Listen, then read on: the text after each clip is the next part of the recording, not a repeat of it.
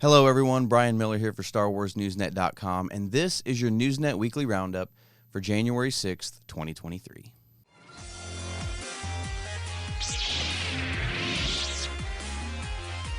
Kicking off the new year, let's start with some rumors, shall we?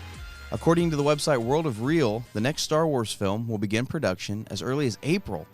The film in question is said to be in active development, will be written by Watchmen and Leftovers creator Damon Lindelof, and will be helmed by Ms. Marvel director Sharmeen Obaid-Chinoy.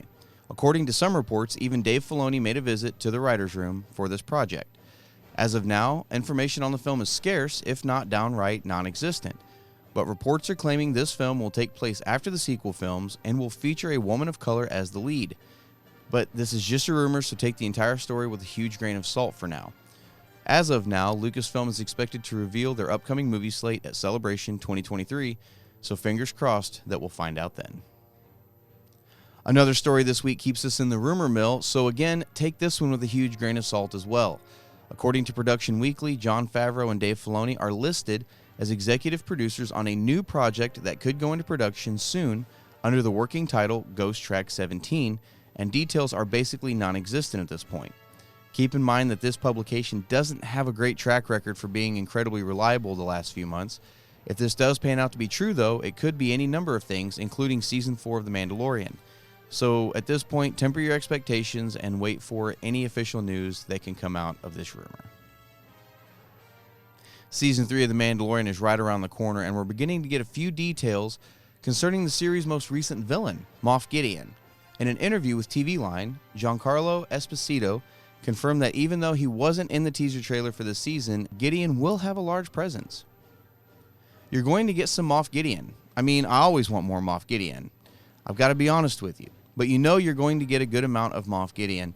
You always want to see the Phoenix rise from the ashes, or you want to see a nefarious villain rise from the ashes. And believe me, he will. Esposito has also confirmed that his character will start Season 3 behind bars, but won't stay there for very long. The Mandalorian is set to return to the small screen and Disney Plus on March 1st.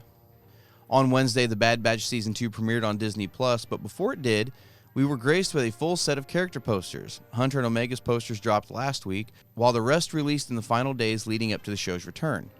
Tech, Echo, Wrecker, and Crosshair rounded out the collection pretty nicely. We also received some insight into what we can expect and not expect from this season. Head writer Jennifer Corbett has teased a little of Omega's origins, saying, "We definitely continue with learning about Omega's background and the reasons why she was with cloners Nala Se and Lama Su on Kamino. But the Bad Batch don't care what she is. All they know is that she's their sister, their squad member, and that's it for them." Corbett went on to temper fans' expectations on whether Boba Fett would appear, saying he's on a much different path than Omega at this point. The first 2 episodes are streaming now on Disney+. Ubisoft and Massive Entertainment have begun hyping up and teasing their new Star Wars game. We've known for some time that Ubisoft was working on a Star Wars title, but it's been radio silence until now. On Sunday, Ubisoft creative director Julian Geraghty tweeted a vague tease on the upcoming title. Ubisoft also has been looking for playtesters for this particular game, so it's possible the release date is closer than we think. There are also rumors that indicate the game could be compared to No Man's Sky, focusing on exploration of the galaxy and a choice-driven narrative that adapts to your choices. According to Insider Gaming, the game will be massive. In the game, players will be able to jump between systems, immersing themselves in a vast galaxy bursting at the seams with activities. At the heart of the game sits an in-depth, lengthy story driven by a fully customizable character that walks a path chosen by the gamer. There are decades worth of lore, locations, weapons, and characters for Ubisoft and Massive Entertainment to draw from, so the game itself should be something special. Keep an eye and ear tuned to StarWarsNewsNet.com for any future development on the title. And finally, we've got some new canon material this week. The High Republic, The Battle of Jeddah audio drama is now available, as well as Marvel's Star Wars number 30. And as stated earlier, the first 2 episodes of The Bad Batch are now streaming on Disney+. Reviews for those entries into the canon timeline can be found at StarWarsNewsNet.com, so head on over, check them out.